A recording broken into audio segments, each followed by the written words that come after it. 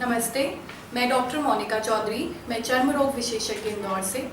यह virus Covid के बाद बहुत ज़्यादा इन्फेक्शंस इन पेशेंट्स के या स्किन में देखने को आ रहे हैं। हर्पीज ज़ूस्टर जब हमारा कम एज ग्रुप होता है या यंग एज ग्रुप में, जैसे कि हम बात करें चिकन पॉक्स की, चिकन पॉक्स का जो वायरस होता है, हर्पीज ज़ूस्टर का वायरस एक ही होता है। चिकन पॉक्स जब डॉर्मेंट रहता है, मतलब साइलेंट फेज में रहता है कम एज ग्रुप में, जब भी हमारी बॉडी का इम्यून सिस्टम वीक होता है या हम कोई क्रॉनिक इलनेस पे जाते हैं, तब यह वायरस एक्टिव हो जाता है लेटर एज ग्रुप में और यह फिर हर्पीज ज़ूस्टर वायरस इन्फेक्शन करवाता है।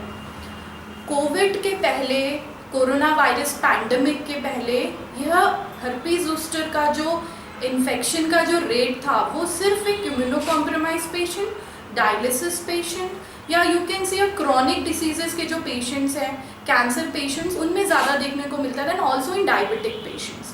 But after covid infection you can say because of lack of immunity या less of immunity, young age group में भी ये इन्फेक्शन बहुत कॉमनली देखने को मिल रहा है। And the most important factor after Covid is the stress induced यह वायरस डॉर्मेंट से एक्टिव स्टेज में चला जाता है और nowadays we are seeing more of patients with the age group of 30 to 40 years with these kind of infections।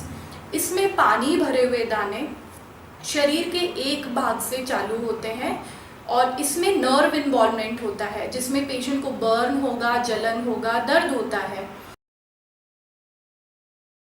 अगर हम treatment point of view से बात करें, हर्पीज ज़ूस्टर वायरस का जो ट्रीटमेंट है वो 48 आवर्स के अंदर होना चाहिए।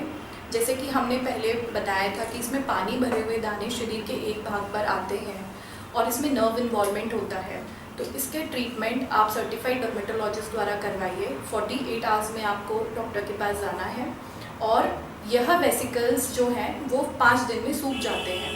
अब इसमें क्या होता है, जैसे कि हमने बताया कि नर्व में वायरस जो रहता है वो एक्टिवेट हो जाता है, तो जो पेन है या न्यूरैल्जिक पेन है जिसको बोलते हैं पोस्ट हर्पेटिक न्यूरैल्जिया, उसका ट्रीटमेंट आपको जैसे नस बसबूती की दवाइयाँ हैं, टैबलेट्स हैं, डॉक्टर द्वारा प्रिस्क्राइब करी दवाइयाँ आपको नेक्स्ट 1 मंथ तक और लेनी रहती है।